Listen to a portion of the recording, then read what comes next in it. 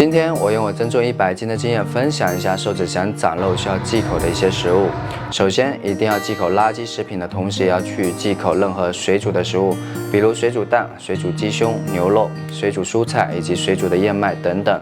同时也要去忌口营养价值更高的五谷杂粮。你想要肠胃好，一定不要给它负担杂粮粥和粗粮都是非常难消化吸收的。你想要肠胃好，一定要去吃容易消化的，并且对肠胃没有刺激的食物。瘦子想长肉，只需要去吃最常见的米面馒头，这些都是最养胃的食物。菜和肉最好都是炒的，水煮的食物以及五谷杂粮都更适合减肥的人以及肠胃健康的人去吃的。最后就是肠胃差的瘦子，千万不要去跟着肠胃正常的瘦子去吃，不然你会发现别人一天吃7、8个水煮蛋，配合健身身材越练越好，你这样吃的话，把身体都吃坏掉了。我是朱教练，专业瘦子增重，如果你有任何增重上、健身上的问题，都可以打在评论区。